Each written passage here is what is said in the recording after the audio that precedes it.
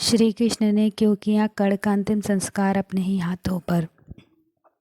कर्ण के पिता सूर्य और माता कुंती थी, पर चूंकि उनका पालन एक रथ चलाने वाले ने किया था, इसलिए वे सुत पुत्र कहलाए और इन्हीं कारण उन्हें सम्मान नहीं मिला जिसके वो अधिकारी थे।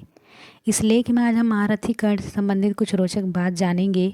क्यों नहीं चुना द्रौपदी ने कर्ण को अपना पति। कर्ण द्रौपदी को पसंद करता था और उसे अपनी पत्नी बनाना चाहता था। साथ ही द्रौपदी भी कर्ण से बहुत प्रभावित थी और उसकी तस्वीर देखते हुए यह निर्णय कर चुकी थी कि वह स्वयंवर में उसी के गले में वरमाला डालेगी, लेकिन फिर भी उसने ऐसा नहीं किया। द्रौपदी और कर्ण दोनों एक दूसरे से विवाह करना चाहते थे, लेकिन सुतपुत्र होने की वजह से यह विवाह नहीं हो पाया। नियति ने इन दोनों का विवाह नहीं होने दिया, जिसके परिणाम स्वरूप कर्ण पांडवों से नफरत करने लगा। द्रौपदी के कर्ण के विवाह प्रस्ताव को ठुकरा दिया क्योंकि उसने अपने परिवार के सम्मान को बचाना था। क्या आप जानते हैं, द्रौपदी के विवाह प्रस्ताव को ठुकरा देने के बाद कर्ण ने 2 विवाह किए थे। चलिए आपको बताते हैं कि किन हालातों में किससे कर्ण ने विवाह किया था। कर्ण ने किए थे 2 विवाह। अविवाहित रहते हुए कुंती ने कर्ण को जन्म दिया था। समाज के लांछनों से बचने के लिए उसने कर्ण को स्वीकार नहीं किया। कर्ण का पालन एक रथ चलाने वाले ने किया, जिसकी वजह से कर्ण को सुतपुत्र कहा जाने लगा। कर्ण को गोद लेने वाले उसके पिता आधिरथ चाहते थे कि कर्ण विवाह करे। पिता की इच्छा को पूरा करने के लिए कर्ण ने रुशाली नामक एक सुतपुत्री से विवाह किया।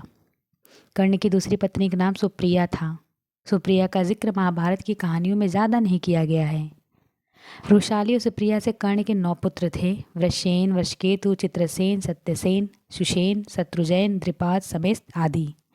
कर्ण के सभी पुत्र महाभारत के युद्ध में शामिल हुए, जिनमें से 8 वीरगति को प्राप्त हो गए।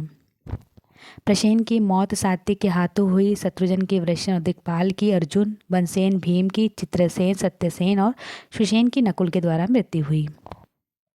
वृषकेतु एकमात्र ऐसा पुत्र था जो जीवित रहा। कर्ण की मौत के पश्चात उसकी पत्नी रुशाली उसकी चिंता भी सताई हुई थी। महाभारत युद्ध के पश्चात जब पांडवों को यह बात पता चली कि कर्ण उन्हीं का ज्येष्ठ है, तब उन्होंने कर्ण को जीवित पुत्र वृषकेतु को इंद्रप्रस्थ की गद्दी सौंप दी। अर्जुन के संरक्षण के वृषकेतु ने कई युद्ध भी लड़े। आखिर श्री कृष्ण को क्यों किया कर्ण का अंतिम संस्कार अपने ही हाथों पे। जब कर्ण मृत्युशैया पे थे, तब कृष्ण उनके पास उनके दानवीर होने की परीक्षा लेने आए। कर्ण ने कहा कृष्ण की उसके पास देने के लिए कुछ भी नहीं है। ऐसे में कृष्ण ने उनसे सोने के दांत मांग लिए। कर्ण ने अपने समीप पड़े पत्थर को उठाया और उसमें दांत को तोड़कर कृष्ण को दे दिया। कर्ण ने एक बार फिर अपने दानवीर होने का प्रमाण दिया, जिससे कृष्ण काफ़ी प्रभावित हुए। कृष्ण ने कर्ण से कहा कि वह उसके कोई भी वरदान मांग सकते हैं। तो कर्ण ने कृष्ण से कहा, एक निर्धन सूत पुत्र होने की वजह से उनको बहुत सा छल हुआ है। अगली बार जब कृष्ण धरती पर आए तो पिछले वर्ग के लोगों को जीवन को सुधारने का प्रयत्न करें। इसके साथ कर्ण ने 2 और वरदान मांगे। दूसरा वरदान के रूप में कर्ण ने यह मांगा कि अगले जन्म कृष्ण उन्हीं के राज्य में जन्म ले, और तीसरे वरदान में उन्होंने कृष्ण से कहा कि उनका अंतिम संस्कार ऐसे स्थान पर होना चाहिए जहाँ कोई पाप ना हो।